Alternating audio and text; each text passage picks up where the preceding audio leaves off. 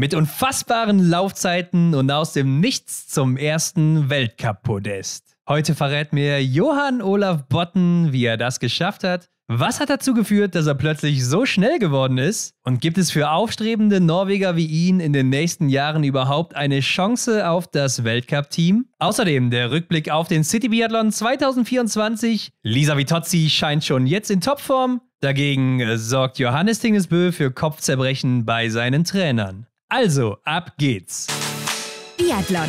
News, Fakten, Analysen und die Stars der Szene. Herzlich willkommen zu einer neuen Extra-Runde. 75 Tage, Leute, nur noch bis zum Weltcup-Start. Also, wir nähern uns der Zielgeraden und heute haben wir hier eine lange Liste abzuarbeiten. Aber zuerst widme ich mich natürlich meinem heutigen Gast, Johan-Olav Botn. Wem dieser Name nichts sagt, der hat wahrscheinlich die vergangene Saison verschlafen und vor allen Dingen diesen Podcast. Denn er war ja derjenige, der hat schon zu Beginn der vergangenen IBU-Cup-Saison für eine absolute Dominierung dort gesorgt. Vor allen Dingen seine Laufzeiten waren sowas von abartig gut. Ja, und das auch irgendwie so ein bisschen aus dem Nichts, denn man kannte den Namen natürlich vorher, er hat ja auch in der Vorsaison schon im IBU-Cup so ein bisschen angedeutet, dass da was kommt, aber in dieser Stärke, in dieser Dominanz, das war doch schon sehr überraschend. Und die Gerüchte, dass da jemand kommt, der sogar die Größten, also die Bös in Norwegen geschlagen hat und vor allen Dingen auch läuferig geschlagen hat mit riesigen Zeitvorsprüngen, die kamen ja auch schon vor den Testrennen in Schuschön auf, aber wie es so oft ist, bis es dann wirklich losgeht, weiß man nicht, was da so dran ist, aber er hat bewiesen, doch, da ist was dran, holt sich dann auch im Laufe des Winters sein erstes Weltcup-Podest, nachdem sein Debüt im Weltcup ja gar nicht so rosig verlief. Aber ich wollte zunächst auch mal wissen, woher kommt denn eigentlich dieser schnelle Typ, dieser Johan-Olav Botn? Denn er ist einer der wenigen und da würde ich mal gerne die Statistik wissen, weil das habe ich jetzt auf die Schnelle nicht durchgesucht. Das wäre eine ziemlich aufwendige Recherche, aber er ist einer der wenigen, der ein Weltcup-Einzelpodest vorweisen kann und kein einziges Juniorenrennen bestritten hat. Und da habe ich natürlich auch mal nachgefragt, Johann, was hast du denn eigentlich gemacht, als du noch ein bisschen jünger warst? Und warum bist du denn plötzlich jetzt so schnell geworden? Denn du warst natürlich vorher schon ganz gut im IBU-Cup, aber so schnell und dass du auch direkt bei deinem Debüt da die schnellsten Laufzeiten im Weltcup raushaust, das hätte, glaube ich, auch so niemand vorher erwartet. Von daher, wo kommt das so plötzlich her? Was hast du umgestellt oder gemacht, dass es so gekommen ist? Und wie ist es eigentlich auch, Athlet im norwegischen Männerteam zu sein, wenn man weiß, dass da vor mir 6 Top-Athleten sind, die nahezu unantastbar wirklich sind und dahinter sind auch nochmal 10 bis 15 weitere, die in jedem Weltcuprennen wirklich jederzeit auch ein Podest holen könnten. Und zudem sind ja alle noch super jung. Also wie ist das so, wenn man gar nicht genau weiß, ob man die nächsten Jahre eine Chance bekommt, da in das Weltcup-Team reinrücken zu können?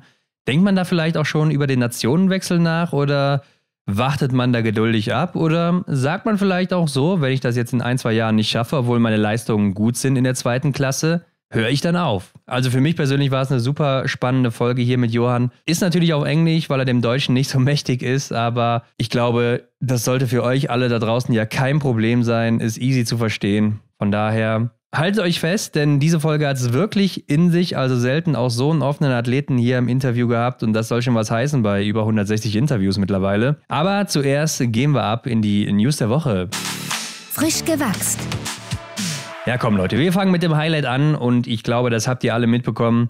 Die deutsche Herrenstaffel von Sochi 2014 bei den Olympischen Spielen, die bekommt wahrscheinlich jetzt nach langem Warten, nach sehr langer Wartezeit, endlich das lang ersehnte Gold. Sie sind ja damals Zweite geworden hinter der russischen Staffel, die Gold dann eben geholt hat, ganz knapp im Zielsprint Anton Schipulin vor Simon Schemp. Aber in der Staffel der Russen war damals Evgeni Ustjugov mit dabei. Und ich glaube, seit der Existenz dieses Podcasts kann ich das jetzt hier so mit Fug und Recht behaupten, läuft schon dieses Dopingverfahren gegen Ustjugov. Ja, man hat sich eigentlich nur gefragt, wann gibt's denn endlich mal das Gold? Und es scheint jetzt soweit zu sein, denn Ustjugov hat gegen seine Dopingsperre und dann eben auch die einschließlichen Annullierungen seiner Wettkämpfe von August 2013 bis 2014. Die wurde aber jetzt vom Sportgerichtshof abgewiesen und damit ist klar, das Ding ist hier durch. Er wurde ja schon 2020 wegen Dopings gesperrt von der IBU, vom Weltverband. Und das IOC hat seitdem auch keine Goldmedaillengewinner mehr für die Herrenstaffel ausgegeben.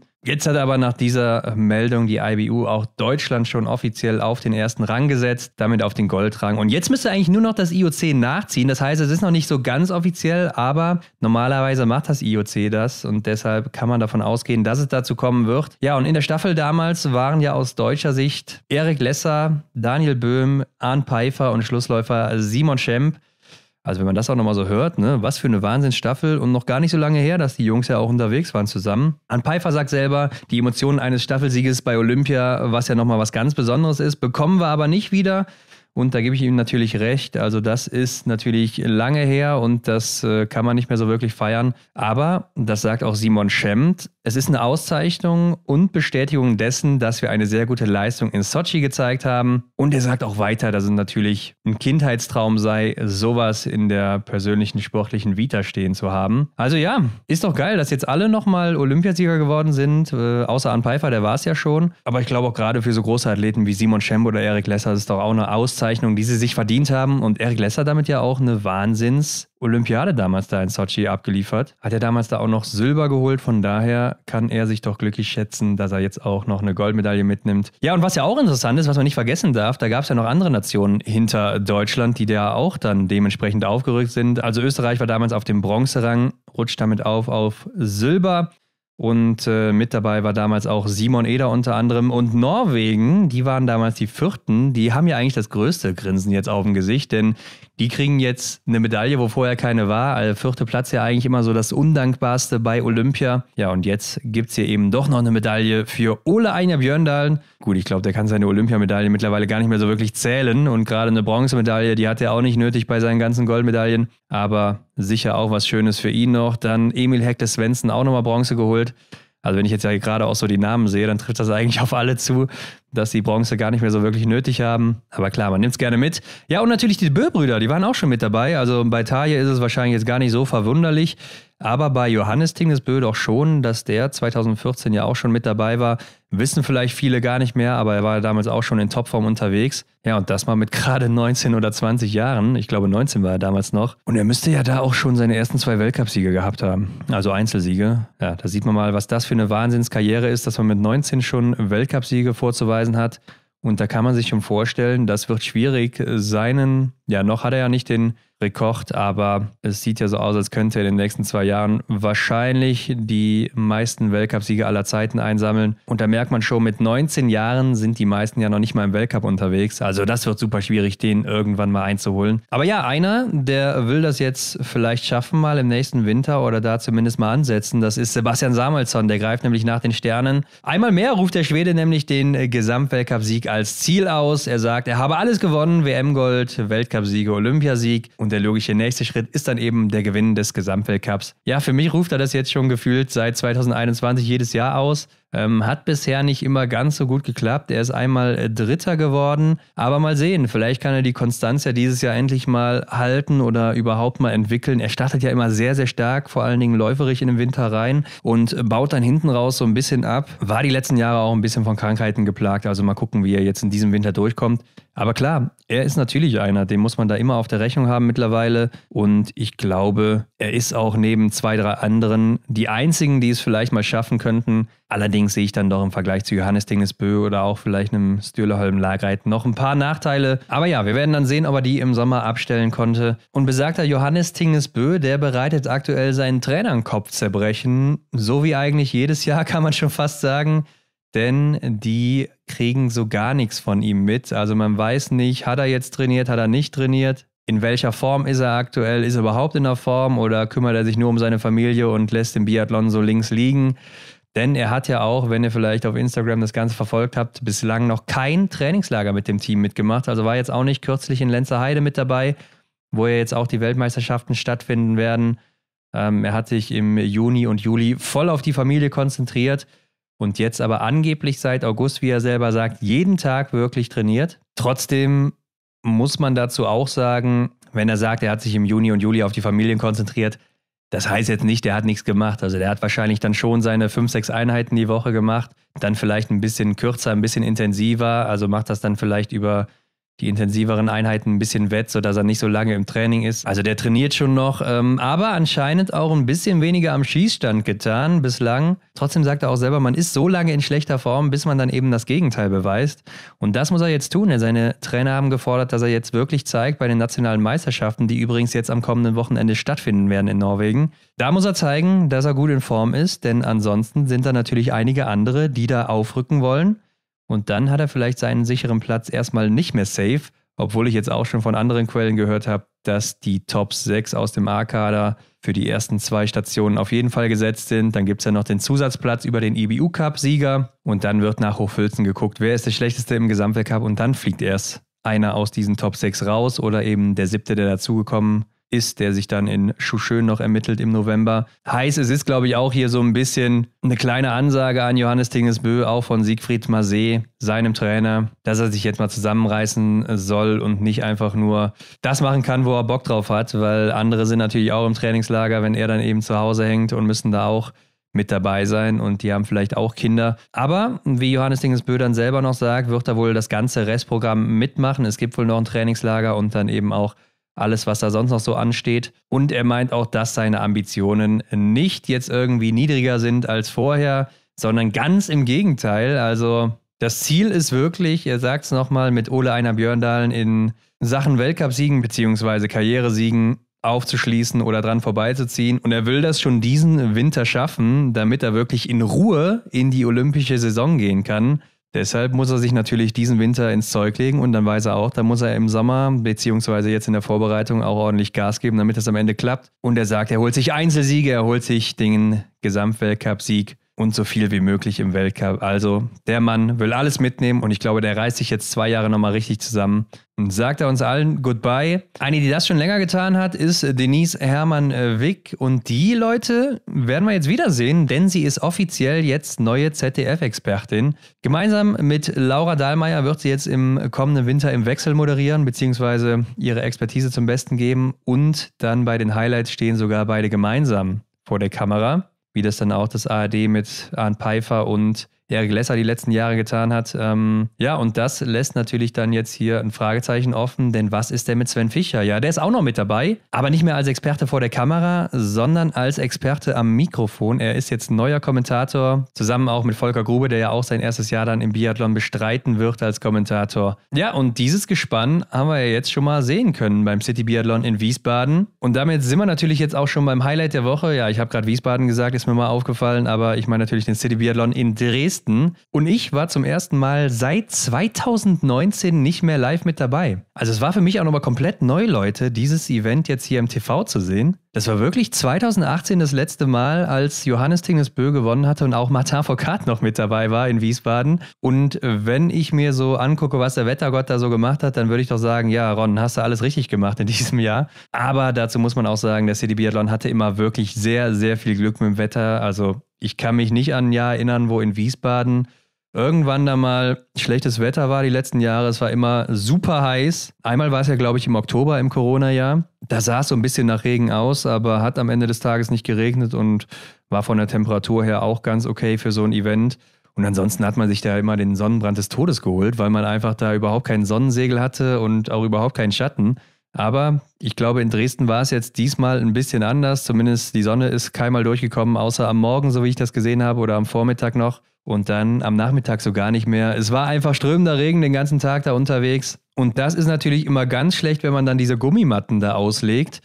Denn ihr erinnert euch vielleicht auch noch an 2021, den City Biathlon, als Johannes Tingesbö da auch gewonnen hatte und dann da so ein bisschen Mario Kart gespielt hat und in der Kurve nach der Abfahrt, wo auch diese Gummimatten waren, sein Wasser hingeschmissen hat, was noch offen war. Und dann wurden diese Gummimatten komplett nass und ich glaube 2, 3 Leute sind in dieser Kurve da am Ende ausgerutscht. Ja, also hat er eben mal die Mario Kart Banane ausgeschmissen. Und ich fand doch dieses Jahr, wenn man sich das so angeguckt hat, es sah optisch ja echt ganz cool aus in diesem Stadion.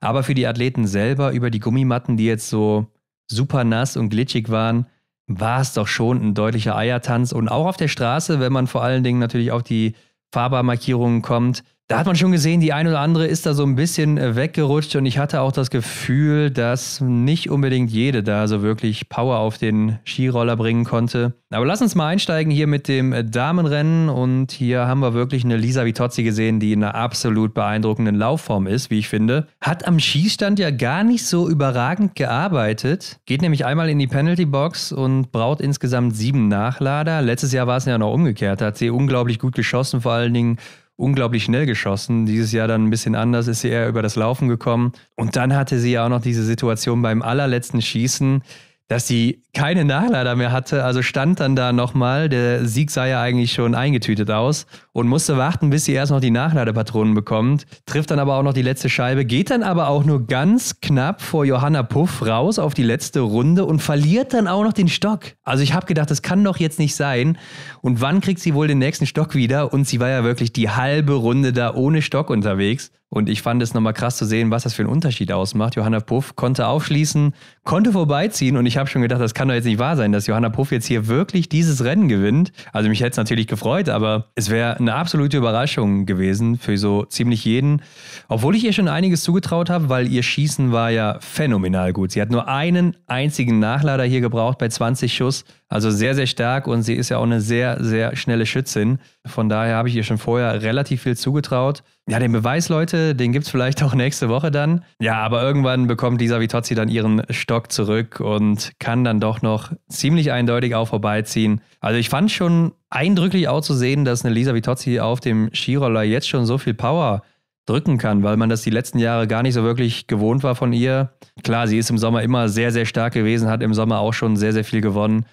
Aber hier fand ich das doch nochmal echt bemerkenswert und vielleicht ist da wirklich auch nochmal in der Vorbereitung ein Schritt gegangen, dass die Läuferin nochmal draufgelegt hat und wenn sie dann auch weiterhin so gut trifft wie sonst immer, dann muss man sich warm anziehen.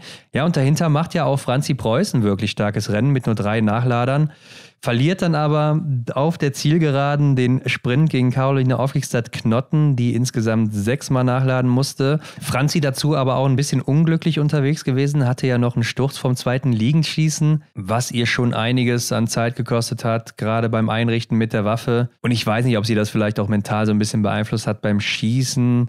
Auf der anderen Seite kann es natürlich auch genau das Gegenteil bewirken, dass man dann so ein bisschen lockerer ist, weil man dann irgendwie nicht mehr selbst ans Schießen so richtig denkt, sondern eher ja noch so ein bisschen im Alarmmodus ist und dann einfach seine Routine abspult. Ich weiß nicht, wie es bei ihr war, müsste man sie jetzt fragen, aber es sah auch auf den Fotos vom Starfotografen Kevin Vogt so aus, als hätte Franzi beim Zieleinlauf irgendwie was im Weg gehabt oder so. Also es sah so aus, als wäre sie da irgendwie so ein bisschen am Schreien gewesen. Keine Ahnung, also als hätte sie abstoppen müssen. Weiß ich nicht, konnte ich nicht genau sehen, aber auf den Fotos macht es zumindest einen Eindruck. Oder sie wollte vielleicht auch einfach Caro Knotten noch irgendwie was zurufen, weiß ich nicht. Aber damit doch ein super Ergebnis auch aus deutscher Sicht. Also Johanna Puff auf Platz 2, Caro Knotten auf 3. Lisa Vittozzi mit dem 2. Sieg hintereinander, den 3. Sieg insgesamt beim City Biathlon schon. Franzi Preuß dann auf der 4. Marion Wiesensater, die ja auch noch eingesprungen ist, auf der 5. Und dann auf 6 Davidova. 7 Tandrevold, klar, da haben wir uns mehr erhofft, gerade mit 6 Nachladern. Aber hatte, glaube ich, auch ein dickes Programm in den letzten Wochen, wo sie ja auch beim Martin Foucault Nordic Festival unterwegs war eine längere Zeit auch verletzt. Also ist immer gerade läuferisch auch schwierig zu beurteilen hier in der Vorbereitung, wer ist gerade in welcher Phase des Winters. Von daher würde ich doch sagen, insgesamt sehr, sehr gut gelöst auch hier von ihr, denn mit 1 Minute 9 oder so ist man ja immer noch nicht so weit zurück.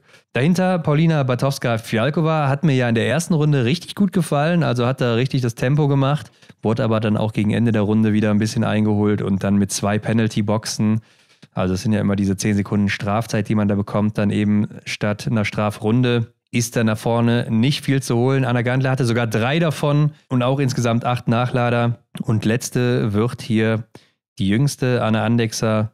Obwohl, ist sie überhaupt die jüngste? Weil Johanna Puff müsste ähnlich alt sein. Könnte ich jetzt nachgucken, bin ich aber zu faul, Leute. Jedenfalls nur mit 3 Nachladern, ja. Ist auch ein bisschen unverhofft da reingefallen in dieses Starterfeld hier, weil Tulik Tomingas noch ausgefallen ist. Generell gab es ja noch ein paar kurzfristige Wechsel, auch hier bei den Damen, wie es ja häufig so ist beim City Biathlon. Johanna Puff ist noch reingekommen, für Janina Hettich-Walz, Marion Wiesensater ist auch noch reingekommen, für Julia Giemer müsste das gewesen sein. Und insgesamt mit einem Abstand von 1 Minute 20 muss man sagen, ein wirklich hochkarätig besetztes Feld für so ein Show-Event. Also wir haben selten so enge Abstände gesehen bei so einem City Biathlon Show-Event. Gerade auch bei den Damen war es immer der Fall, dass das doch sehr weit auseinandergezogen war. Das war in diesem Jahr nicht so. Von daher muss man doch sagen, stark zusammengestellt. Und eine Gesamtweltcup-Siegerin Lisa Vittozzi als absolute Favoritin holt das Ding und zeigt, dass sie jetzt schon echt gut drauf ist. Ja, und das konnte man ja von Johannes Tingnes-Bø jetzt nicht in allen Bereichen sagen. Aber zuerst mal ist mir aufgefallen, Leute, warum schießen denn auf einmal die Männer einmal mehr als die Frauen? Also die Männer haben 5-mal geschossen, die Frauen 4-mal. Und ich bin mir ziemlich sicher, dass die Frauen in Wiesbaden auch immer 5-mal geschossen haben. Also weil ich auf jeden Fall im Kopf habe, dass Julia Simon 2021 mit 25 Treffern ohne Nachlader das Ding hier gewonnen hat in Wiesbaden damals. Und ich weiß nicht, warum sie es umgestellt haben. Also die Strecke ist ein bisschen länger geworden. Das sind ja jetzt 2,3 Kilometer. Ich glaube, vorher waren es so 1,7 oder sowas. Aber das ist jetzt auch nicht so, als wäre das hier für die Frauen nicht machbar oder so. Vielleicht lag es am Regen, vielleicht aber auch an den Sendezeiten, weil die sonst nicht eingehalten werden konnten, dass sie dann eben gucken mussten, okay, wir müssen das Rennen der Damen durchbekommen, damit wir am Ende noch die Männer zeigen können. Also, dass es dann am Ende vom ZDF so vorgegeben wurde. Das fand ich doch schon mal sehr verwunderlich hier an der Stelle. Und dann kommen wir doch mal zurück auf dieses Rennen hier und springen doch auch mal direkt hier auf das vorletzte Schießen, das 4. Schießen, wo Justus Strelo und Johannes Tingnes-Bø sich ja am Schießstand da schon das erste Battle liefern und die beiden nahezu synchron da rausgehen, also super schnell geschossen und man hat auch bei jeder Stehendeinlage gemerkt, Johannes Tingnes-Bø, der will hier zaubern, also der wollte Show zeigen. Der wollte Show zeigen, hat es auch getan, wie ich finde. Philipp Navrat schießt sich ja leider bei dieser Einlage raus, war bis dahin richtig gut im Rennen noch mit dabei. Vor allen Dingen läuferig hat er mir gut gefallen. Und dann gehen Justus und Johannes rein ins letzte Schießen zusammen, haben sich auf der Runde schon so ein bisschen abgetastet, ne? Wo man schon merkte, ja, Johannes, der lässt den Justus jetzt hier vor, wollte ihm vielleicht auch vor der Heimkulisse noch ein bisschen den Druck aufbürden, aber er macht es halt einfach sowas von souverän im stehenden Anschlag. Also ich finde es einfach immer wieder enorm, wie er da durchzieht und was für Serien er da feuert und das muss man sich natürlich auch mal vor Augen führen, dass der Mann das weiß, dass er da einfach sicher ist, einfach gut ist, einfach stark ist. Und man ihm da wirklich nichts anhaben kann. Und wenn du dieses Selbstvertrauen einfach mitnehmen kannst in die Rennen, dann strahlst du das natürlich auch aus und dann klappt es auch einfach häufiger im stehenden Anschlag. Dann machst du dir keine Gedanken, spulst einfach dein Ding ab. Und wie er auch selber mal gesagt hat, dann ist das wie ein Aimbot. Das heißt, du zielst quasi automatisch auf die Ziele, drückst nur noch ab und dann fallen die Scheiben um. Ja, und das war hier wieder eindrucksvoll zu sehen. Justus hatte so ein paar Probleme und dann im Schatten kommt auf einmal noch Jakob Fack dazwischen. Und man dachte schon so, ja, Johannes Tingnes-Bø, der holt sich das Ding. Das ist nicht mehr machbar, dass der nochmal eingeholt wird. Aber dann, was war das denn hier für eine Schlussrunde? Also Justus hat ja so genau das gemacht, was ich letzte Woche schon gesagt habe, als ich die Favoriten vorgestellt habe. Es ist eine flache Strecke ohne schwierige Anstiege. Das heißt, er kann seine Kraft natürlich perfekt ausspielen. Also Justus natürlich jemand mit einem ausgeprägten Oberkörper, viel Kraft im Oberkörper. Und da kann er natürlich auf der geraden Strecke einfach durchpushen. Kann Johannes Tingnes-Bø natürlich an einem guten Tag auch. Aber man hat gesehen, und da kommen wir natürlich wieder zu dem Punkt von eben, in welcher Form ist denn eigentlich Johannes Tingnes-Bø? Und die ist natürlich jetzt hier nicht so herausragend gewesen. Das konnte man auch sehen. Ja, die 2 Experten am Mikrofon, die waren natürlich total überrascht, dass Johannes Tingnes-Bø hier läuferig gar keine Akzente gesetzt hat. Also ja, okay. Leute, ich meine, hatten wir in den letzten bald 5 Jahren, gibt es die Extra-Runde, hatten wir in dieser Zeit denn irgendeinen Sommer, wo Johannes Tingnes-Bø eine starke Form hatte? Ich glaube nicht. Ich weiß nur, dass sein Herbst vor seiner Rekordsaison 22-23 enorm stark war, aber auch da im Sommer nie wirklich herausragend gewesen, gerade läuferig nicht. Wenn, dann hat er es meistens am Schießstand gerichtet.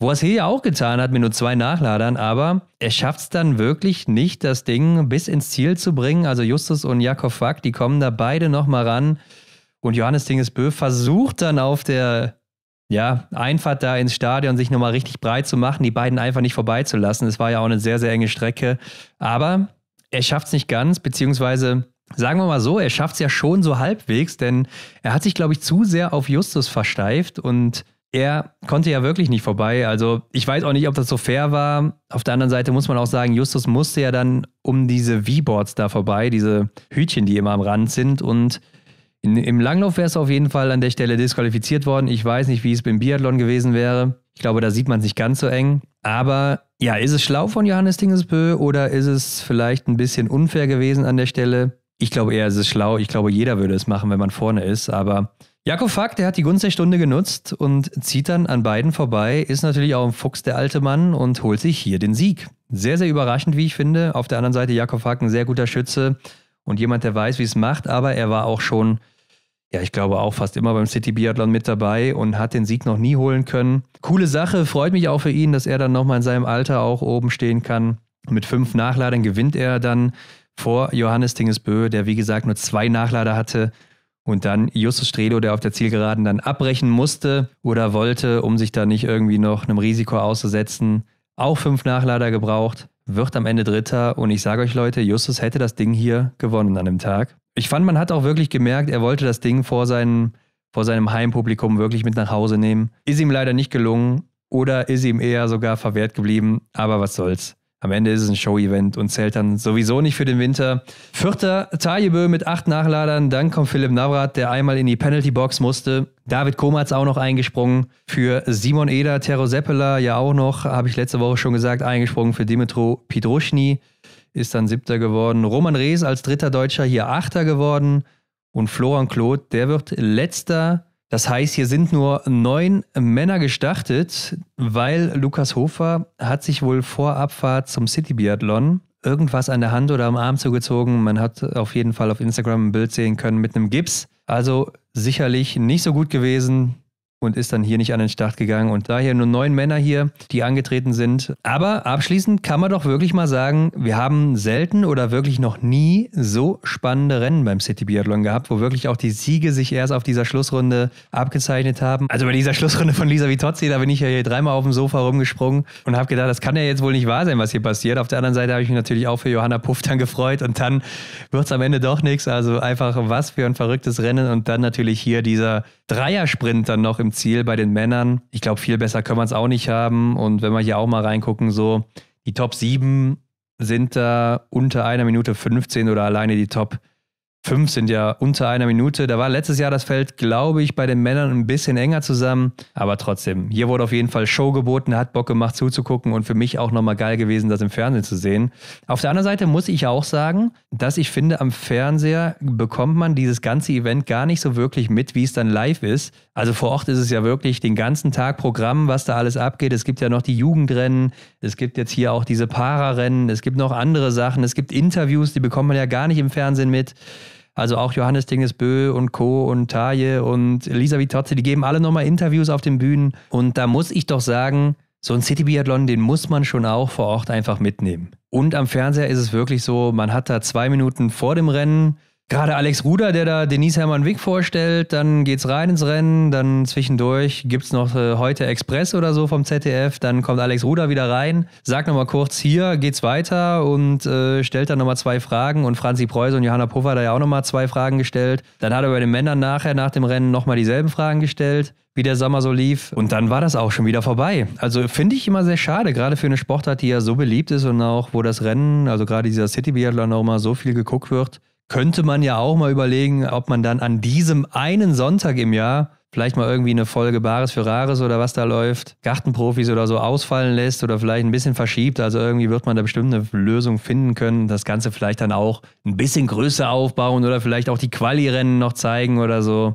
Also ja, es ist schon vom Entertainment-Faktor schade, was da gezeigt wird. Da kann man doch deutlich mehr noch rausholen, meiner Meinung nach. Ja, und genauso, habe ich es eben schon gesagt, geht es weiter auch am Wochenende, beziehungsweise wir hatten an diesem Wochenende auch noch das Nordic Weekend in der Schweiz, werde ich auch nächste Woche mit reinnehmen. Lassen wir in dieser Woche raus, sonst wird das einfach zu lang, weil die Folge mit Johann, die ist auch schon echt lange geworden, weil sie so super interessant für mich war. Diese Woche Samstag und Sonntag aber die nationalen Meisterschaften in Norwegen und in Frankreich. Also da geht's rund, Leute. Und da bin ich auch mal gespannt, was da auch vor allen Dingen wieder in Norwegen bei den Männern abgeht. Ich habe richtig Bock drauf und ihr hoffentlich auch. Und deshalb gebe ich jetzt ab, Leute, in das Interview mit Johan-Olav Botn, mit dem ich natürlich auch über die nationalen Meisterschaften dann spreche. Also seid gespannt, was abgeht. Let's go. Auf die Runde. Hello, Johan. Hello.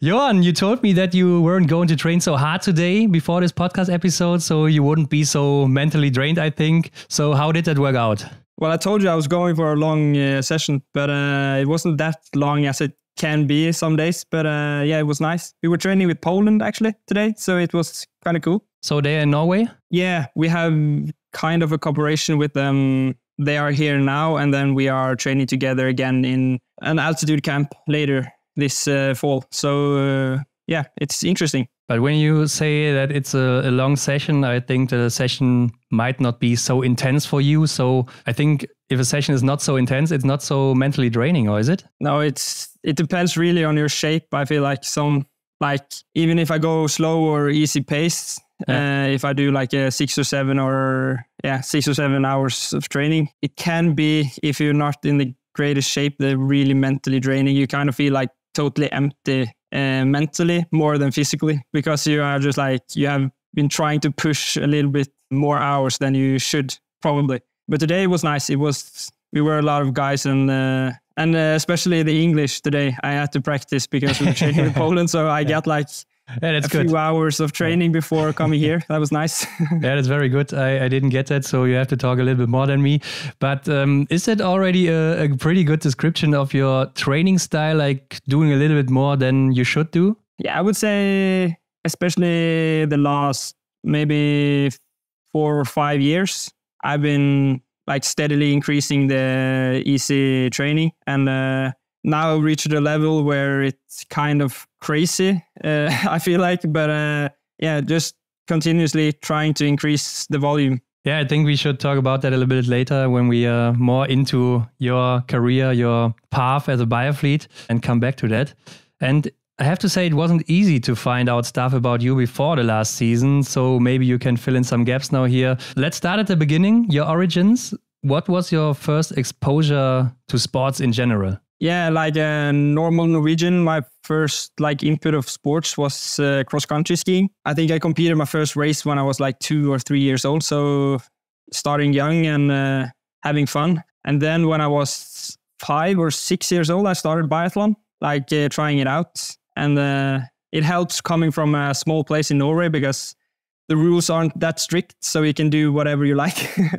So I started really young and fell in love with biathlon at an early age, and it has just kept growing since. And how did you get into biathlon? Like how did you get into the training when you were 5 or 6 years old? Were there friends, were there parents that pushed you to biathlon, or how did that happen? I come from a place in Norway, at the western part of Norway, roughly the same place as Johannes and Tarjei. Good sign. Yeah. And that region, especially, is like biathlon is really popular. So it's like in the rest of Norway, football is the most popular, and then biathlon is the second most popular. So there is a culture and an environment where biathlon is more normal than every other place. And it started with my brother wanting to try biathlon I feel like almost all kids are trying at least to biathlon. And then, being a younger brother, I just had to follow along, and I was just standing on the shooting range, and one of the trainers came by and just asked if I wanted to try, and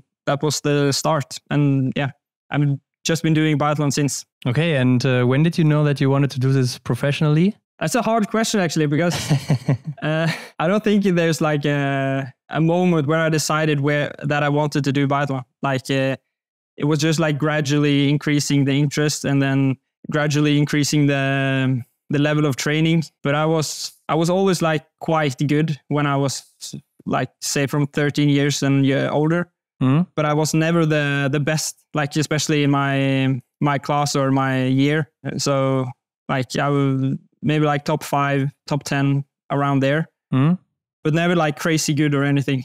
So I was like at the level where you're kind of supposed to keep training and keep doing biathlon, but never like, I didn't feel like a push from anyone else. I would just, tagged along and found it interesting. But hasn't there been a point, like, let's say when you graduated from school or something like that you have to decide, will I go in a normal job or will I do biathlon now? Yeah, of course, there are like moments in my career where you have to take a choice. And the first choice was when I was like 15, when I was finished with the middle school and had to make a choice of what I wanted to do with my life. And so I applied for NTG in Lillehammer, which is like a school for athletes, different sports and everything. And biathlon is really big here, and applied, and I got in. And, that was a big leap, because that's probably like 5 or 6 hours of driving from where I'm from. So it's a big move when you're 15, 16 years old. So that was like the big first leap into becoming a pro. And then, of course, after those 3 years after high school, there's another big like step to continue after high school. And then, after that, it was almost like a yearly evaluation each year. Like, do I have something to do here? And every year I felt like, I could take one more year. Okay. Yeah, now you're here and had a wonderful last season. But has there been any early challenges that made you question this path that you took? Yeah, of course. I had a lot of struggles, especially the first year when I moved to Lillehammer when I was 17 or 16-ish. I struggled a lot with the sickness and I didn't compete that whole season. So that was another like big struggle. And luckily I had taken the leap of pushing biathlon. And so I continued for the next 2 years in high school. And I saw a big progression, especially the last year in high school when I was 19. I was at a high level nationally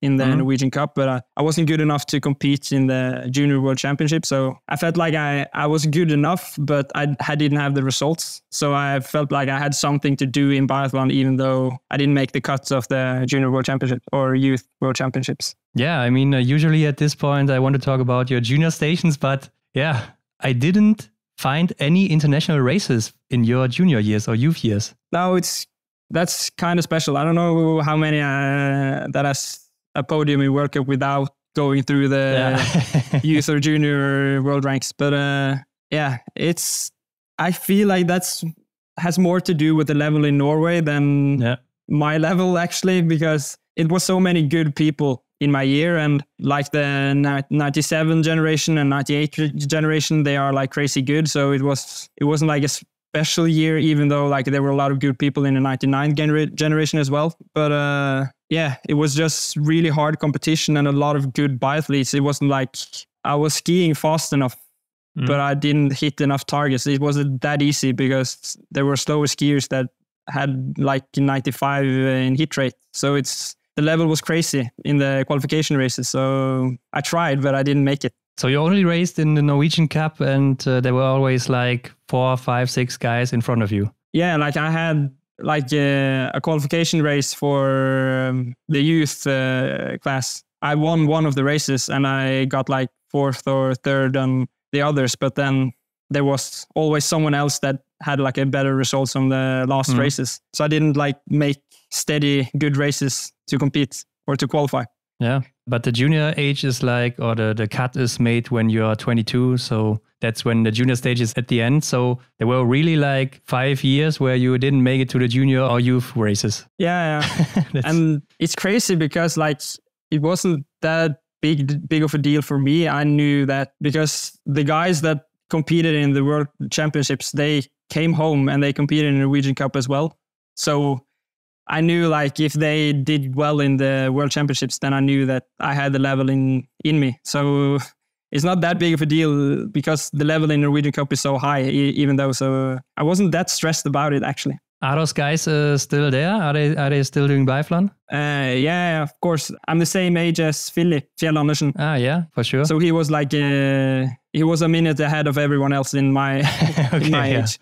So he was the benchmark, and we all the other people were like a minute or 2 minutes behind. I mean, he was already a pretty young IBU Cup winner, right? So that's pretty rare, but also pretty strong. And with 22 years of age, I saw that was the time when you did your first international race. That was in the 21-22 season. And it was in the IBU Cup, where you were dropped just after one race with a 32nd place in a sprint. But you got another chance later that season where you were 39th in the short individual. So what was it like for you to gain your first experience in the IBU Cup? Yeah, that season was really a roller coaster for me because I qualified to Idre the first weekend in IBU Cup and through the opening in Sjusjøen. So if I remember correctly, I managed to secure 10th place in the season opening, and that was with the French team as well. So it was a really good result for me, and that was kind of an eye-opener for me that I actually had a really high level that I was capable of performing at that level. So I remember coming to Idre and was feeling okay, but on the day of the first competition, I felt like kind of like there was something wrong. Competed really bad.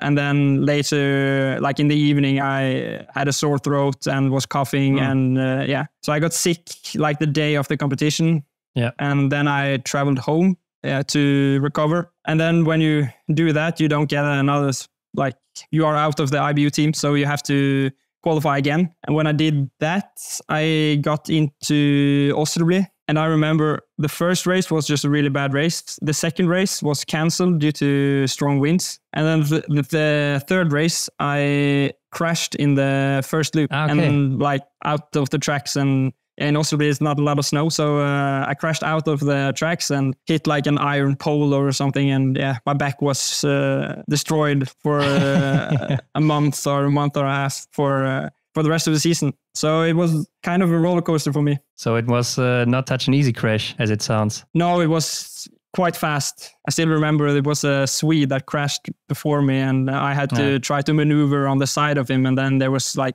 pure ice and just crashing out of the track. And it was really bad. Them Swedes. It's typical when a Norwegian is...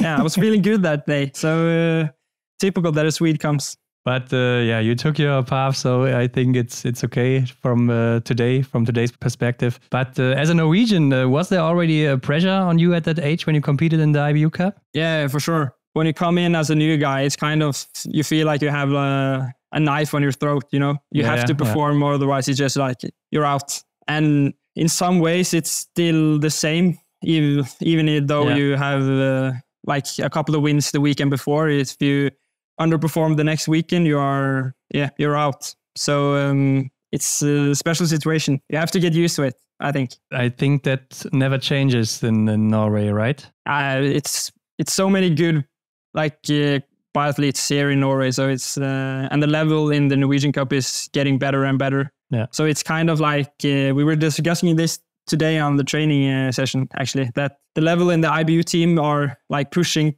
closer to the World Cup team. Yes. And then below us, the Norwegian Cup level is closing in on the IBU team. So it's kind of like the lines are getting really blurry because the level is so high, like in all the levels. Yeah, it's so crazy. With every year, you seem to get stronger and there's no place for you all.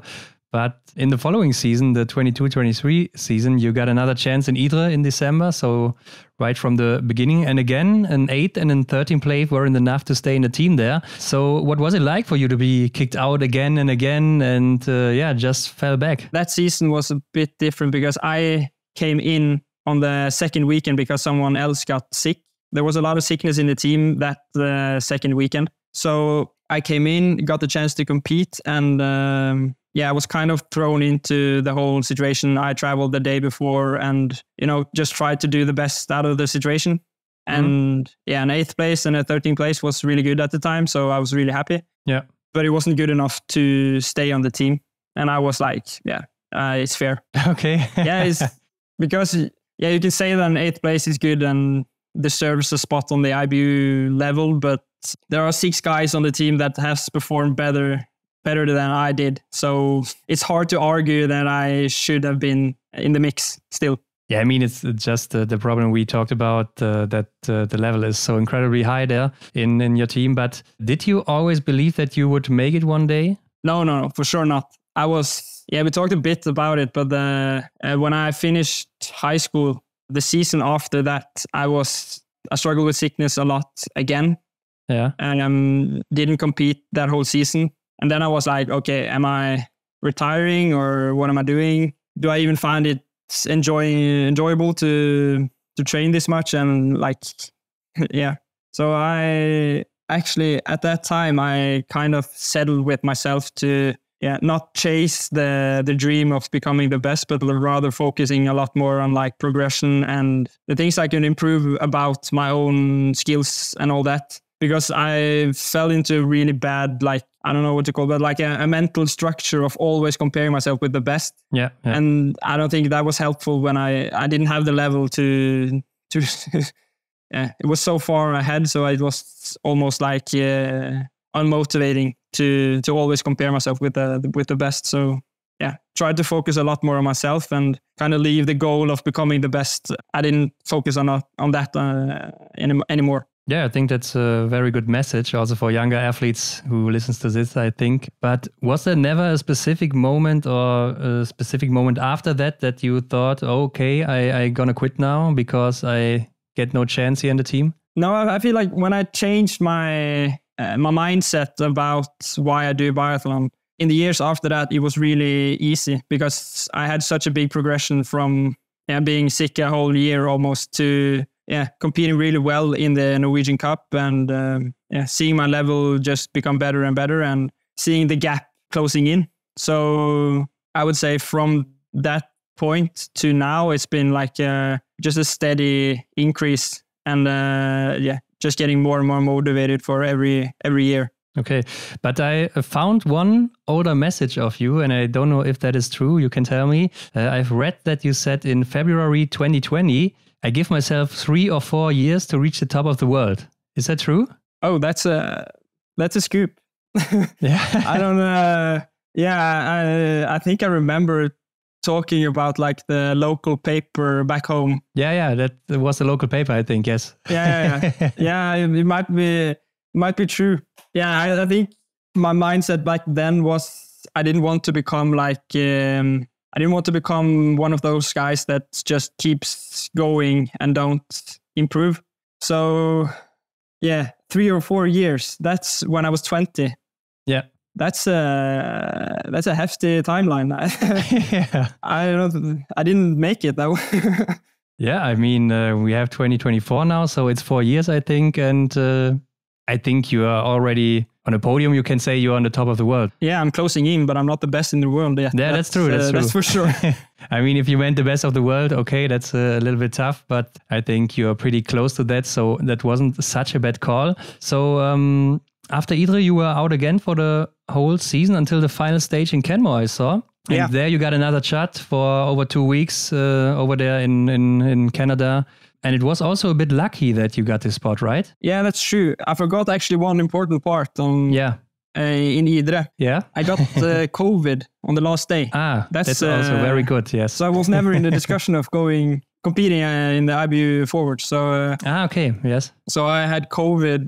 It was like a couple of weeks off with training and stuff and just steadily like recovering from COVID and all that. So it took a lot of time to get into shape again. And then, it's kind of after Christmas, it's kind of hard to get into the IBU Cup team again. It's really, the team has like settled in and almost everyone on the team has such good results that it's hard to get a spot. Yeah. So you kind of just wait for when the World Cup gets the extra spots so that some of the IBU go up in the World Cup and then you have two spots available. Yeah, so there were 2 races. There was like the qualification races here in Norway. If I remember correctly, it was Martin Uldal, who's on the B team now. He had competed in the IBU Cup team, but it was like he had to qualify through those races. Mm-hmm.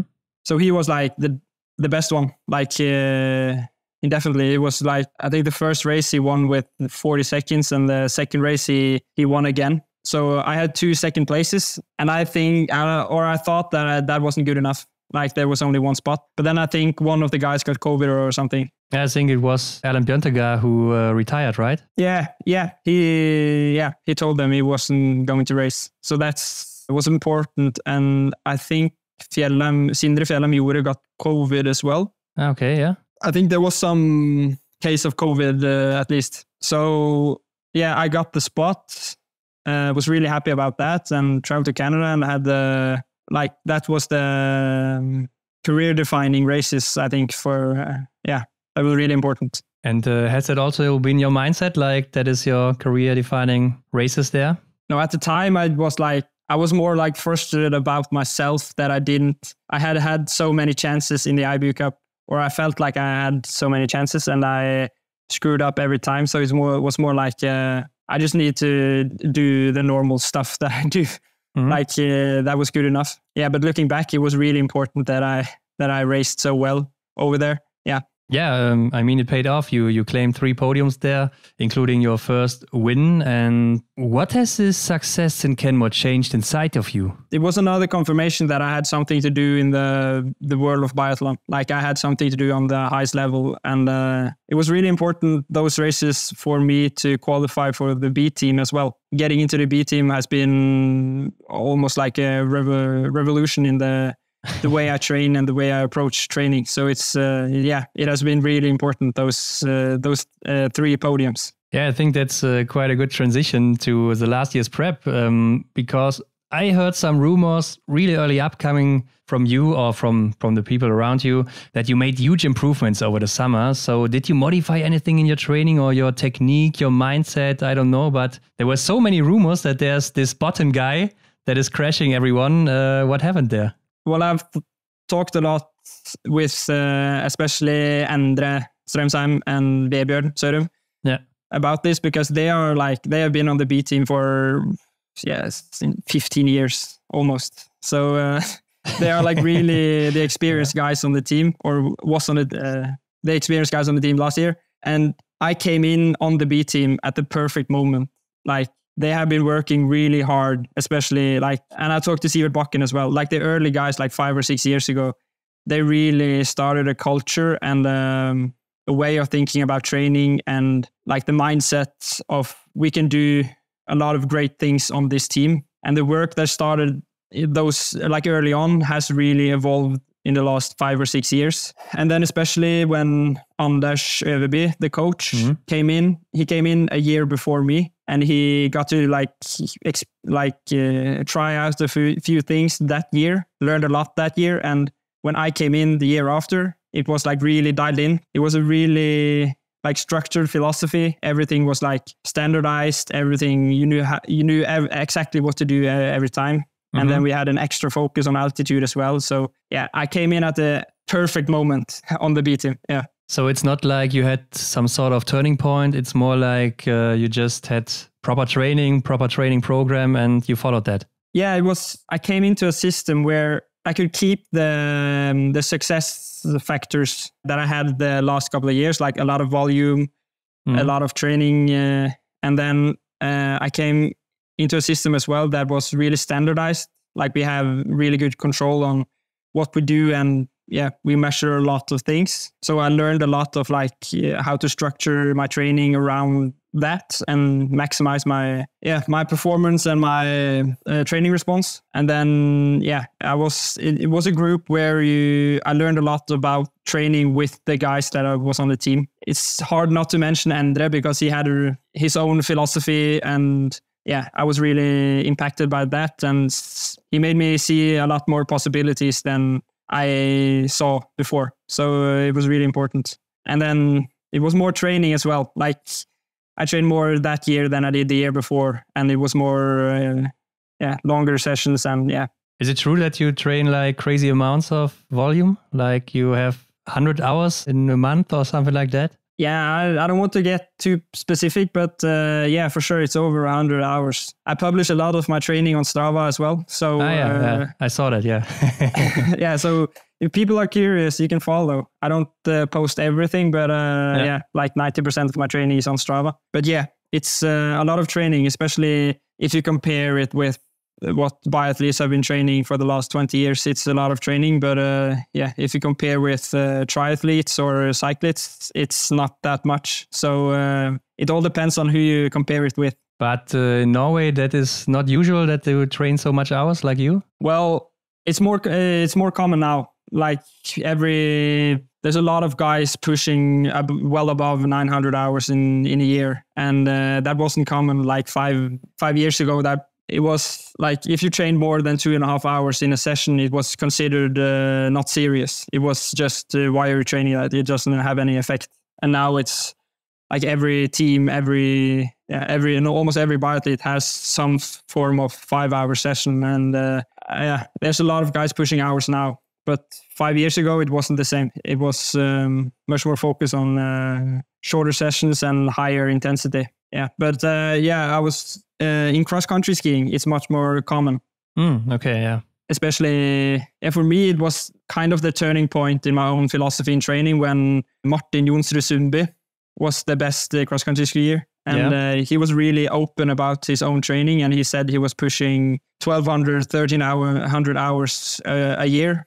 And I was like, okay, I'm at 700 hours a year. And and I'm saying like, okay, I think I can't possibly think that I'm going to be the best skier in the world if I train 700 hours and seeing the best guy train 1,300 hours. So that was like a mentally switch for me. And comparing myself rather with the cross-country skiers than the biathletes. But isn't it like if you train so much hours and focusing so much on cross-country skiing that you neglect the shooting? Yeah, for sure. And that's been a problem with my career as well. So yeah, but shooting is you can't just train a lot of shooting and expect to become a good shooter. It's much more complex. And I think we have found a really good balance this year with having a lot more focus on each session. And yeah, so back to last year and before the qualifying race in Schön, there were also a rumor I think it's not a rumor, it's like safe that you won an internal sprint there where you beat all the athletes of the national team. What was it like to be suddenly the best Norwegian in Norway?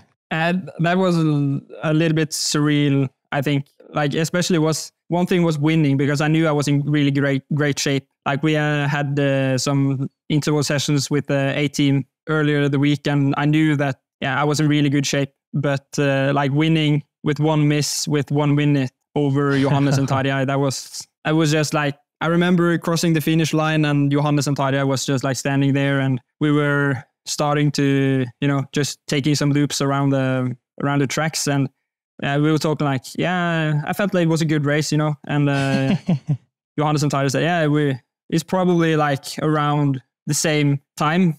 And then we went to the guy who had the results, and was like, okay, 1 minute. Oh yeah, okay.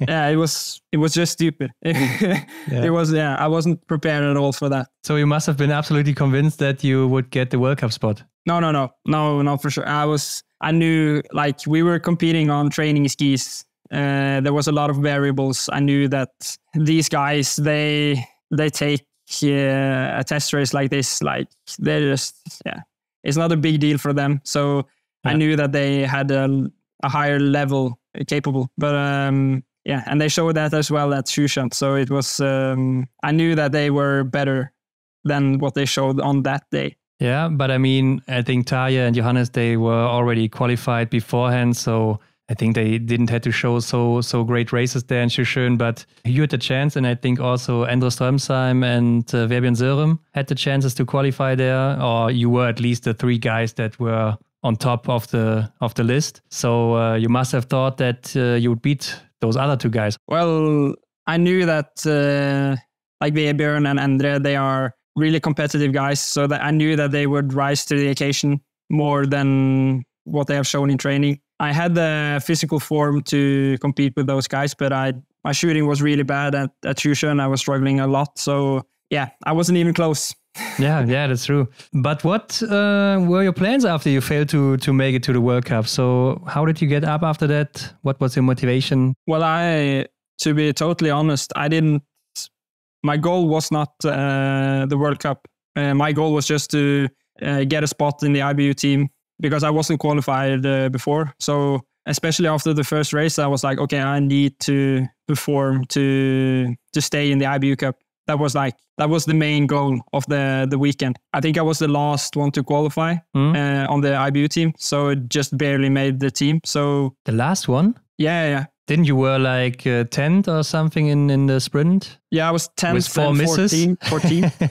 Because it's not like the best results. It's a result. It's the combination of the 2. So it's a weird like system. But I was definitely the last to qualify. Then they go strictly by the system, so they don't look at the skiing times and see, oh wow, he has the best skiing times and he will race in the IBU Cups. I think they try not to. But if it's I don't know. I think they go by the rules, especially on the opening weekend. It's really important to, or at least try to stay within the rules that they have set. So you made it to the IBU Cup, and what goals did you have there when you arrived at the IBU Cup? I wasn't really focused on the results when I came to the IBU Cup because I was struggling a lot with the shooting on Shushan. So it was really late start. So we had like a month to prepare from Shushan to Kontiolahti. And I was really focusing on the shooting. And then I took, the weekend after Shushan, I competed in the cross-country opening as well, I think.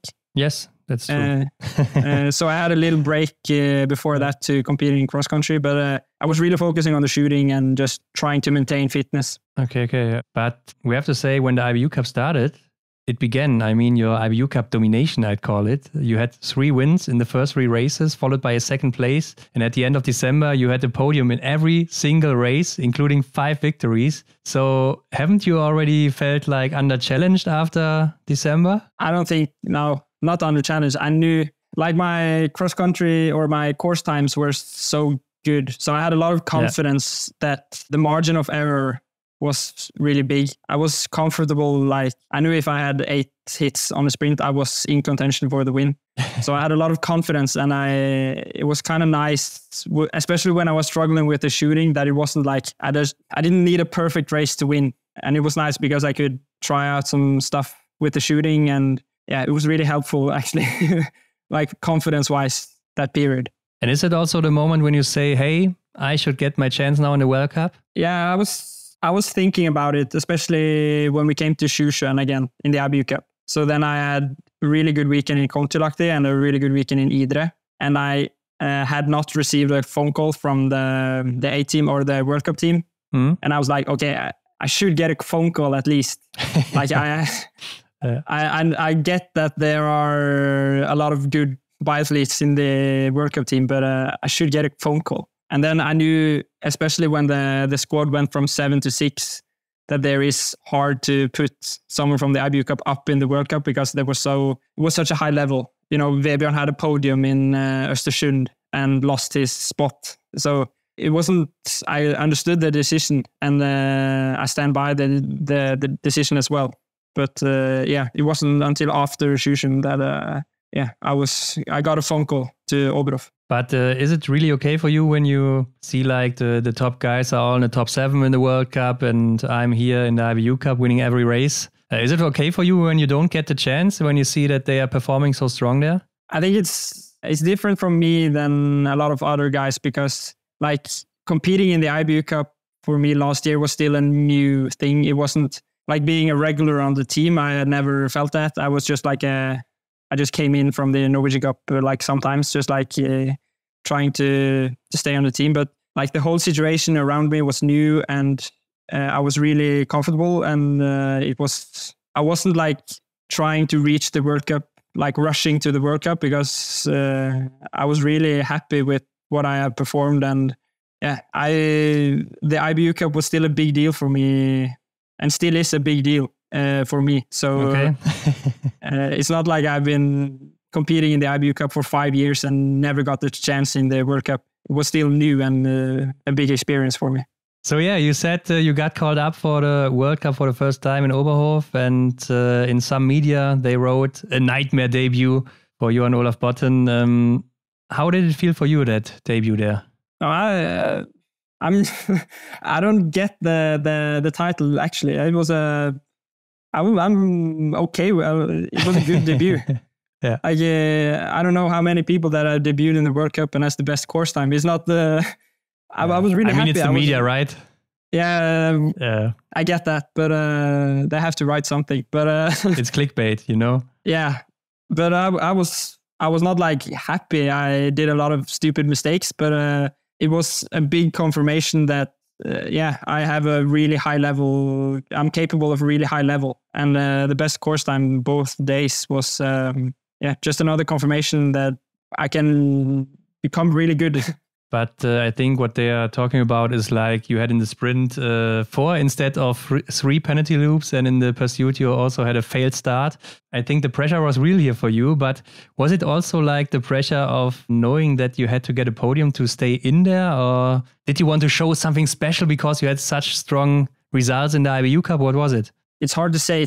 I feel like it's easy to put the blame on the pressure because of the world or the podium or something, but I should be strong enough to focus on the things that matter, even though the pressure is on. So yeah, I feel like it's an easy excuse to put it on something else. I think it was just like the pressure was on. It was 20 or 15,000, or I don't know how many people there are in Oberhof, but it was a lot of people. And for someone that has competed in the Norwegian Cup the last 5 years, it's something else. It's not the biathlon that I'm used to. You know, it's a show. It's it's a totally different experience, at least for me. So I didn't cope well with the situation I was put in, and I learned a lot from that weekend. That's the most important part, because I knew that the podium, the podium was really hard. So it was like, most likely I'm going to fail anyhow. So if I'm 8th or 25, it doesn't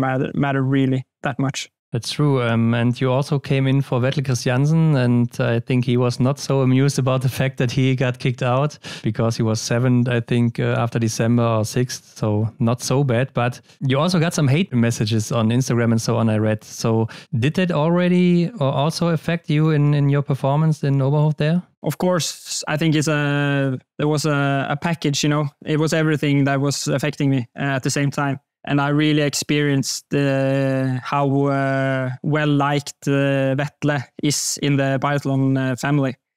He's, it was a different part of biathlon that I'm used to, you know. Again, competing in the Norwegian Cup, you don't get a lot of hate messages. So it was just a weird situation, and it was weird dealing with. But yeah, if the roles were reversed, he would have complained anyway, you know. If he had my results in the IBU Cup, he would have wanted to get a shot in the World Cup as well. So he can complain as much as he wants. Yeah, so you had to get back to the IBU Cup, and you got also your highlight of the season with the European Championships in Breslau-Osnabrück. And there you took home 2 silver medals in the solo races and the gold with the mixed relay. How satisfying is that for you to take only 2 silver medals with you when you had such strong results beforehand? Again, it's never competed in any international championships. So the European Championship was the first. Yeah. So it's hard to be really that mad about 2 silver medals. The worst part is that if you win, you get a safe spot for next year. That would have been really nice to, you know, even though even how bad the season goes, you have you know that you're going to the European Championships next year. So that was the worst part of not getting a silver, you know, both times. So, but silver is strong. It was 2 races that I'm proud of, and the relay as well was really fun. So yeah, I'm happy with the European Championships. Yeah, I mean, you always say you're so happy because you come from nowhere, but is that really what you think inside when you really can say so easily like, it's a big win for me because I've never been there, and that's okay for you? That's like as honest as I can be. I think, of course, it's going to change like the next couple of years, you know, things change. But last year, I was really happy with 2 silver medals. It was, it was good. So after the European champs, you got 2 more podiums in the IBU Cup and got called up again for the World Cup overseas in US and Canada. So you probably wanted to make up for everything here you had at your nightmare debut, right? Yeah, that was more like, okay, I need to show my level. Yeah. Now it's like the first in Oberhof was my debut. I have no excuses, so now I need to perform. The worst part was it was so long in between Arbor and the IBU Cup in Arbor after Osnabrück. Yeah, the World Championships, World Cup in USA. So I had like a month of training without any competitions. It was long enough, so it almost felt like a new season opening when I went to Soldier Hollow. And in Soldier Hollow, you had your day in the sprint. I mean, you started pretty late with number 98. And yeah, when I look back to that race, you already saw in the first 2-3 rounds of the best athletes that the snow is getting deeper and deeper. And it seems to get harder to get good skiing times. So did you really believe you could make it in that deep snow there? Oh, no. I remember during the warm-up, it was me and Danilo Rittmiller.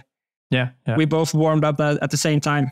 And I we made eye contact, and I was just like, there's no way. And he was just like, oof, there's no way. And we both did okay. Or like I did good, but the course time wasn't the greatest. But it was just like fighting from start to finish. Yeah, I mean, in the end, you took your first podium here with a third place, and that's the first World Cup podium of your career. So what does this podium also mean to you? Well, I think the first thought that I had was almost like a relief, because there was a lot of people that knew me from the IBU, like the start of the IBU. When I started competing in the IBU, I had a lot of bad races and a lot of struggles, and there was a lot of crashing and stupid things. And then when I started in the World Cup, I did the same thing. So there was a lot of people pointing out that, I was just mentally weak and, making bad decisions didn't deal with the pressure at all.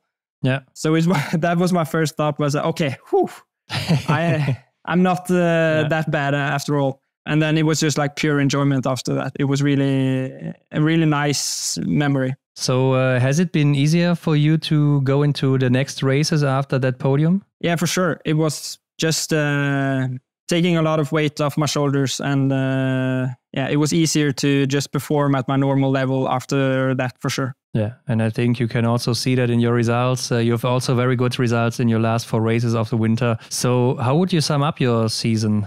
I think I have to compare it with my other seasons, and it's clear that I had taken a big leap physically and struggled a lot with the shooting and struggled with it throughout the season. I would say up until maybe the European Championships, and then from Arber and out, it was really good. So just like the progression from the shooting from Sjusjøen to Soldier Hollow was big, and that was really maybe what I'm most proud of, is how I worked with Anders. And like, even though we're in competition, we just tried out new stuff, and sometimes it worked, sometimes it didn't work. And then we just tried out new stuff again. So we were really fearless. And even though we were in the season, that was really fun.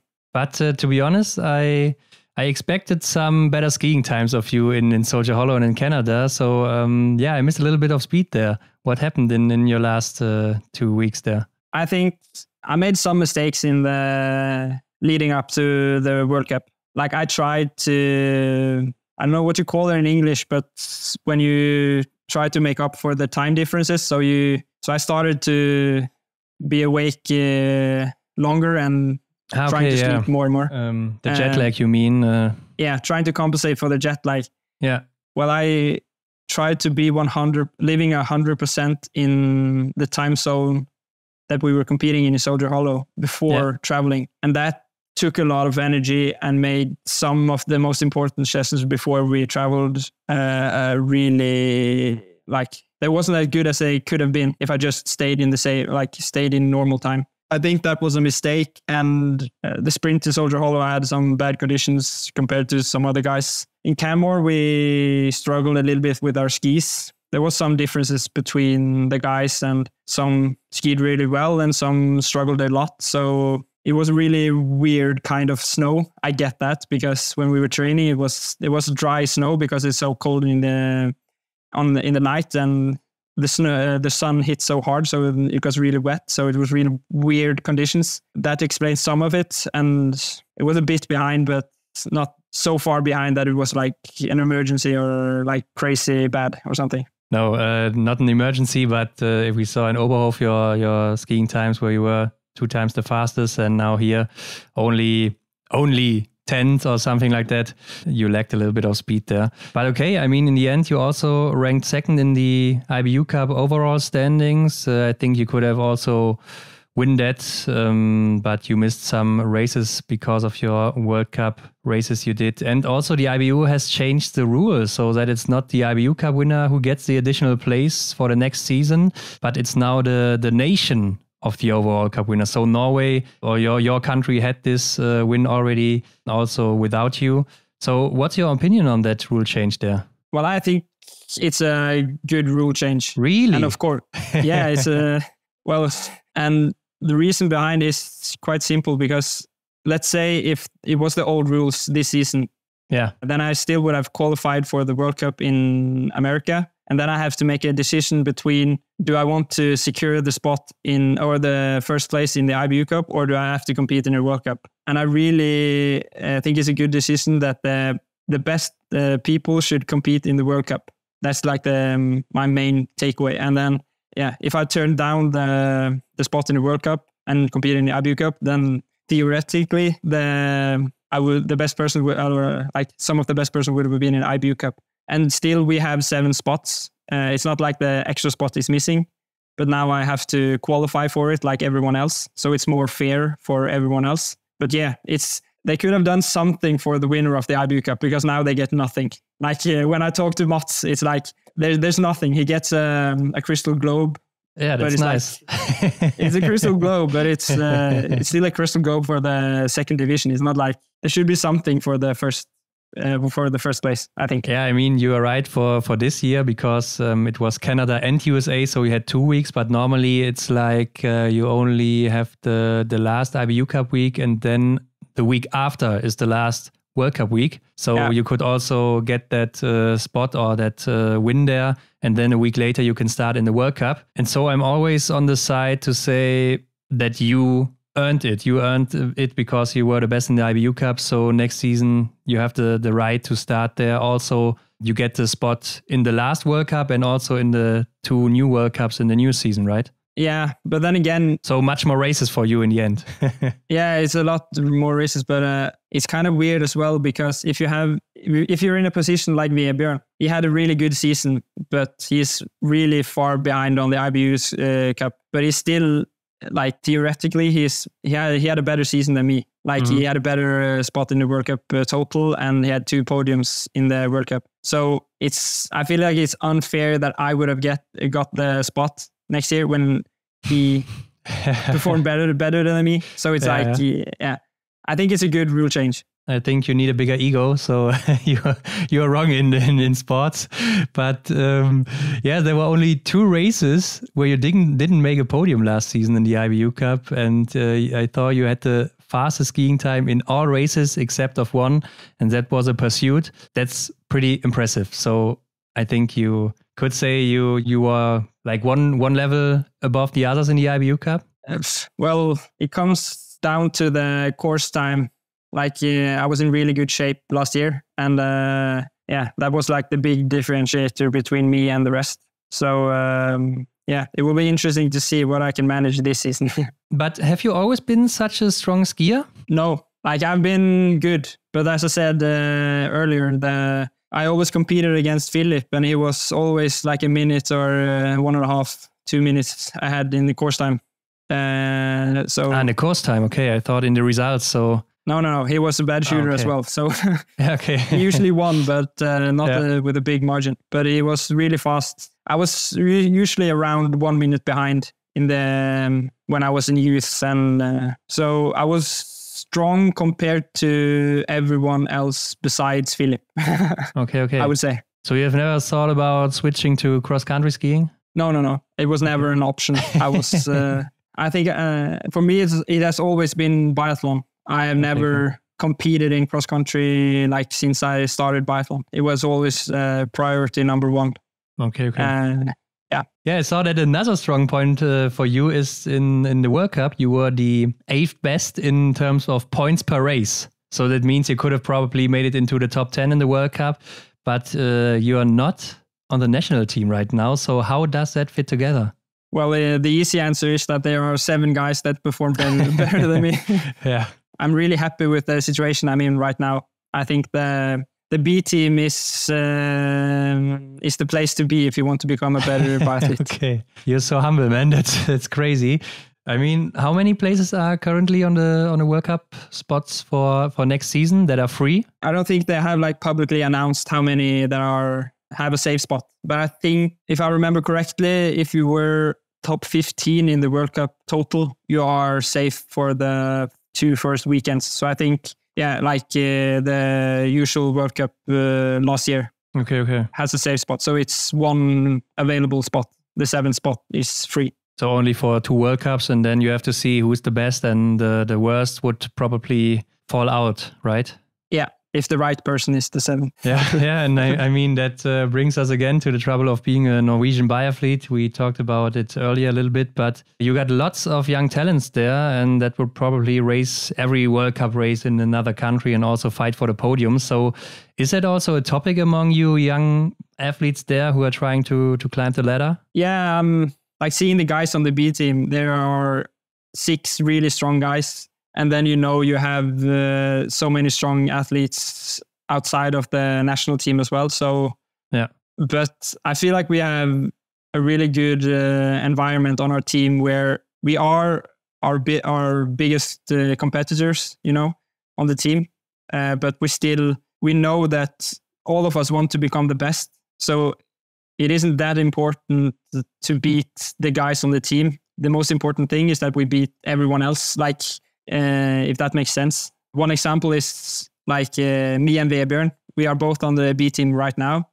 And we are like, if you take the last year's result, we are like we are kind of the people that are fighting for the 7th spot.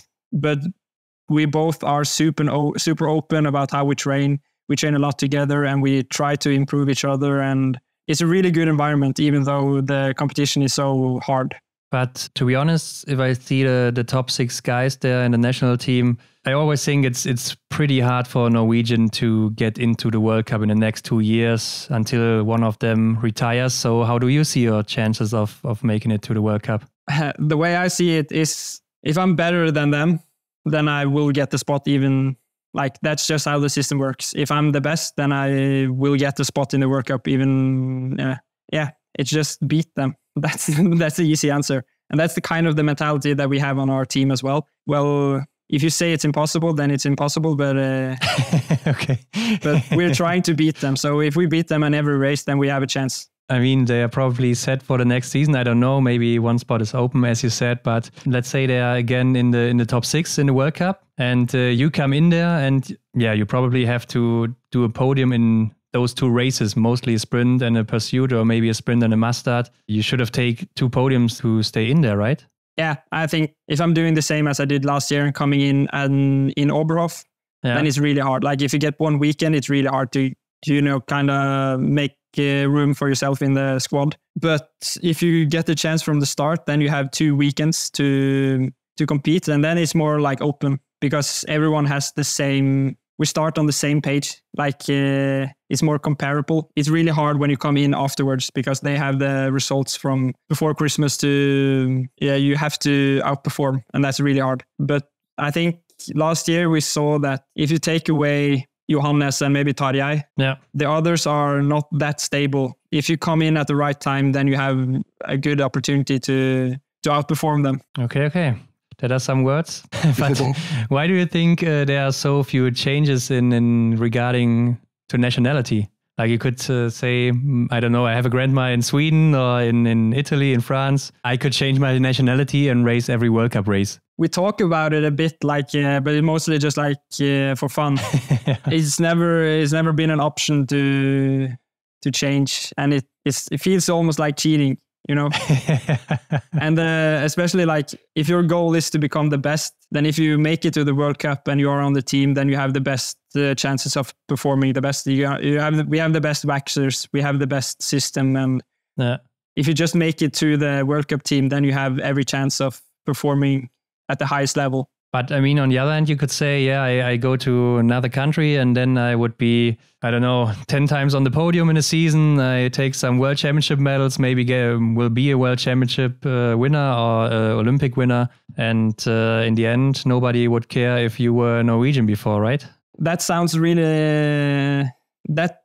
more like a privatized sport, like cycling.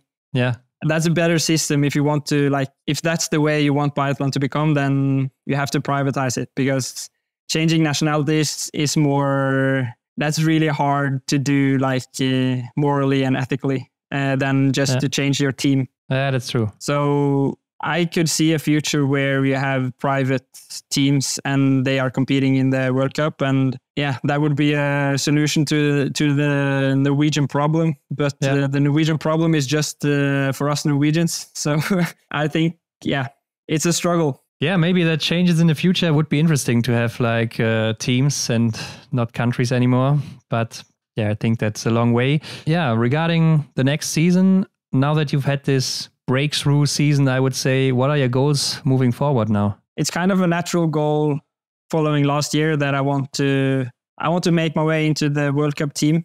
There's World Championships in Lensreide that is possible to compete in, and that's kind of the main goal. But then again, I'm kind of at that level where everyone expects it to kind of just like rocket or like go to the moon. Yeah. But yeah, if I take a step down, it's really a long way up to the World Cup, because now it feels like I'm at the edge of like crossing into the World Cup. But then if I take a step down, then there are 10 guys that are taking my spot. And it's a really kind of nervous or it's really like a pressured situation, I feel like. Yeah, I see that. But I think you have like 6 spots in every World Cup race next season, right? Because you got all the world champions in the solo races, so you got 6 spots if you are all in the top 15 in the World Cup. Yeah, there are 6 spots, and then there are like Johannes is safe for those races and Sturla is safe for those races. So it's kind of, some of them are safe, so it's a little bit harder to break in. But yeah, there's definitely opportunities to get in the squad. That's true. So how did your current off-season went so far? Well, it was nice. It was good to finally take a break. Yeah. I didn't feel it when I was competing in the season, but right when the off-season started, I felt almost like a switch went off. It was really, I was really tired. I was really mentally tired, and I didn't, because the season went so fast, I didn't have the time to cope with everything that was happening. So it was really like a time to reflect, and I took some weeks off, you can say. And now you are back in, and you were injury-free, illness-free, no illnesses? Yeah.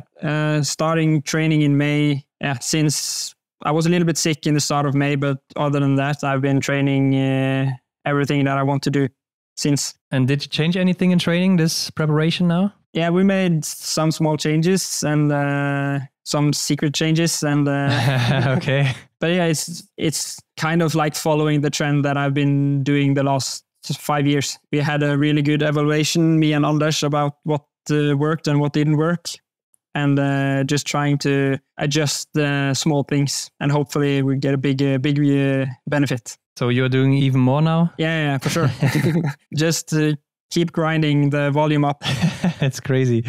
Aren't you afraid that it might backfire in some years when you always go up and up and up? I mean, that could also trash a whole season, right? Yeah, it's, of course, there's when I'm really tired and waking up the next day after a long session the day before, it doesn't feel like I'm doing the smart thing. It feels like, I'm being stupid. But then again, I like when we have such a standardized system and we compare myself to the last month, I see that I'm getting better and better, and it's hard to not, like, I know that what I'm doing is working, so it's hard changing that as well. Yeah, sounds good. But in general, are there any specific things you do in nutrition or something like that to keep recovering very well? Well, there's nothing special, actually. It's, of course, when I'm doing a long session, the energy requirement is really high because I use a lot of energy. So try to refuel. Yeah, it's the normal stuff. It's nothing crazy about nutrition. I think nutrition for us biathletes is not that hard, because if you just do the basics and then it's good enough. If you do the basics really well, then it's really good. I think it's a whole different level when you reach like Jonas Vingegaard or Pogacar and the best cyclists. That's like hardcore science. The nutrition that they do. So I just do the basics and try to do them really well. You're not tracking your calories? No, I think it's interesting, but it's really hard in biathlon because, like, compared to cycling, because they have the power meters and they know exactly how much watts they are putting down, and everything is really controlled. And for us, we don't have watts when we go roller skiing, so we don't have that good control over the power output, and then it's really hard to track. If there was an easy way to track calories, I would have done it because it's just interesting. You know, I have a bachelor's degree in sports science, so I'm kind of a nerd about this stuff. Yeah. So it's more like it would have been fun just to see the numbers and just have something to compare. But I don't think that's where I'm going to get the biggest advantages in going into the next season. So yeah. Yeah, I think it's also a little bit stressier than not doing it when you track everything and weigh everything and you always have to get your scale with you and so on. That's a little bit stressy. Yeah, I think it's important not to forget that we are living a normal life, or try to live a normal life as well. So just having a little bit of slack about some foods and everything is kind of important to enjoy the way we are living. So I also saw that your nationals are this weekend, right? What are you aiming for there?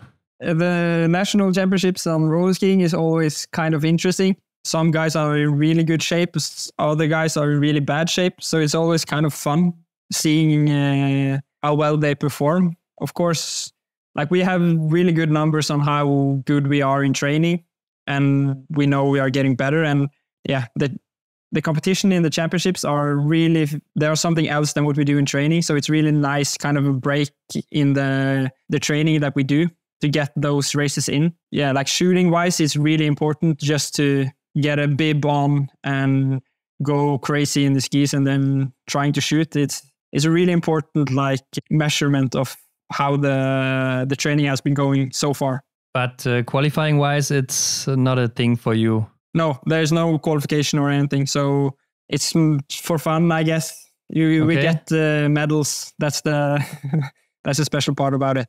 But can you really go like all out when it's there's nothing on the line? Yeah, for sure. We are when we put on a bib. It doesn't matter if it's national championships or if it's a World Cup. We're going all out either way. We want to beat each other when there's something on the line anyway.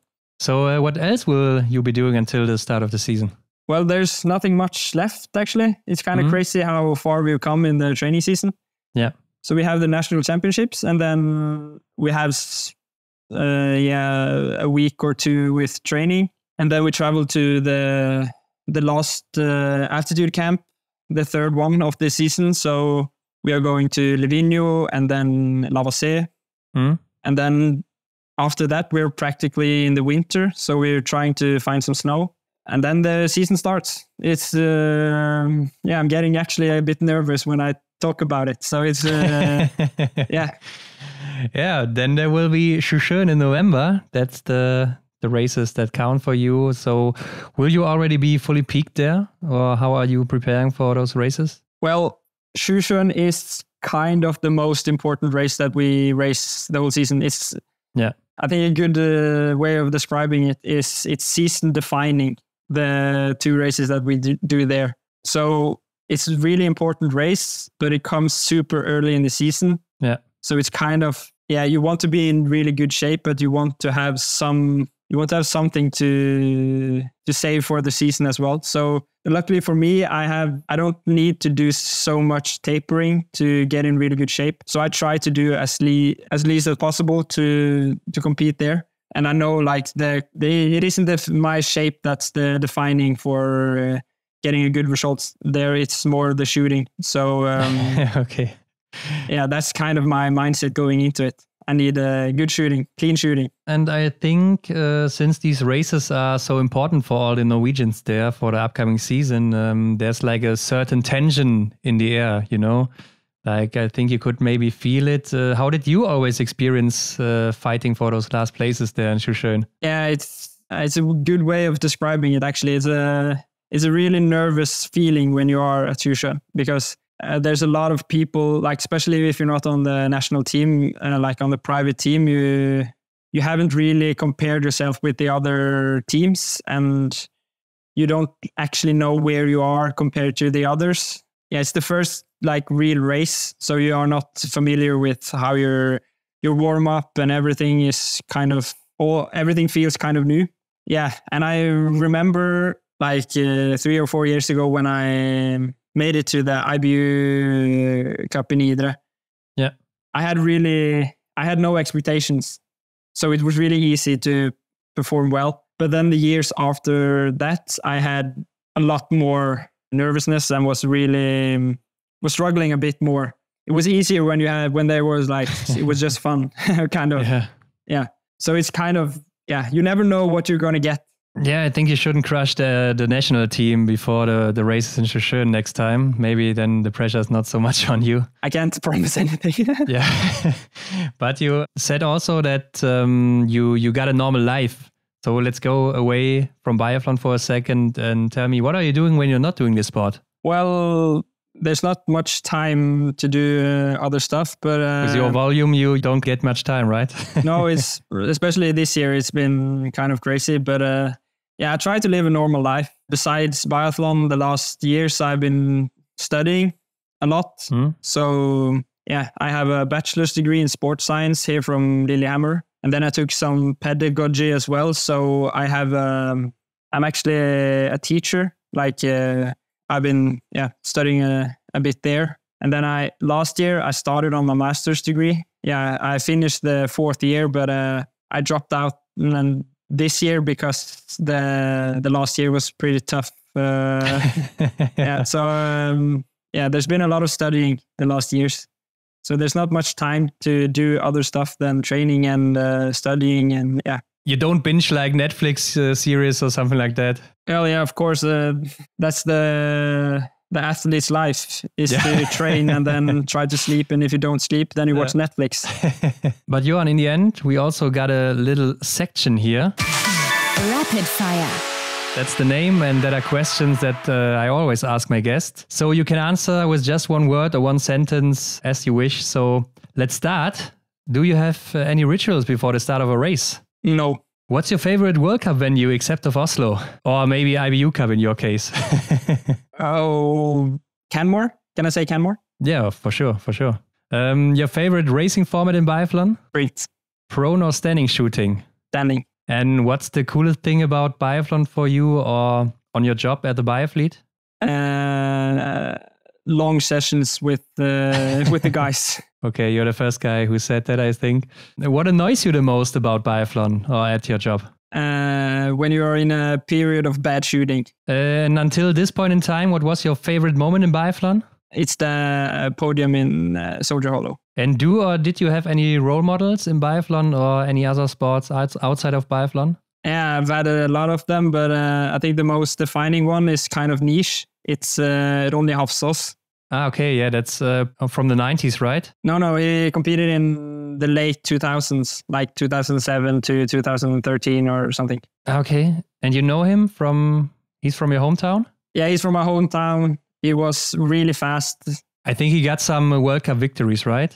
No, I think he has like a top 5 or something. But he was usually the fastest skier in the World Cup. And I remember. Yeah. Usually had really bad shooting. Yeah. And then he was, like my hometown is just 500 people. So it's kind of a big deal for us when someone is competing at the highest level. This was really defining for me when I grew up. Like he had a World Cup win in cross country as well. Yeah. So I think it was in 2009, and then I was 10 years old. So of course that means a lot. Oh yeah, you're right. He's 38 of age. Yeah, not that old. He could still be in the national team. I don't know. Maybe a little bit too old, but he has crazy skiing times as I see. But yeah, that's a rare answer. I think nobody ever said that name here, but it's funny. Now you can put together your best biathlete in the world, and it doesn't matter if she or he is active, inactive, a man or a woman. Which attributes would you take and from whom? Oh, I think I would have the training mindset of Ole-Einar Bjørndalen. Yeah. And then I would have the first loop of Johannes Bø. Yeah. And then I would have the prone shooting of early World Cup Sturla. Yeah. And then the second loop, then you need kind of a slow one.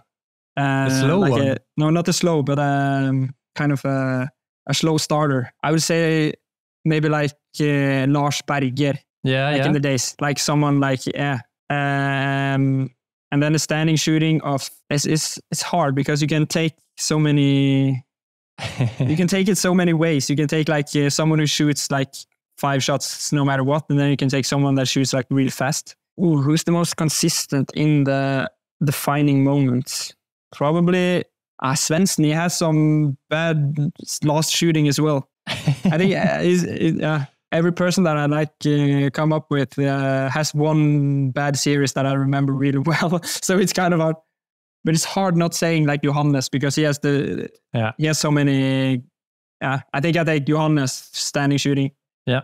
He has such a big range as well. He can shoot fast and slow and everything. So Johannes on standing, last loop. Who's the best finisher? I think I have to take Dale. He's he can take one loop crazy fast. And that's partly because I have competed against him on the last loop. Yeah, I think Vebjørn Sørum is also very strong on the last loop. Yeah, but then again, you saw in Unterselva that he didn't. Yeah, that's true, but I think at the beginning of the season, he crushed Dale on the last loop in every race. Yeah, Vebjørn is really good. Yeah. But it's hard to put him on the best ever.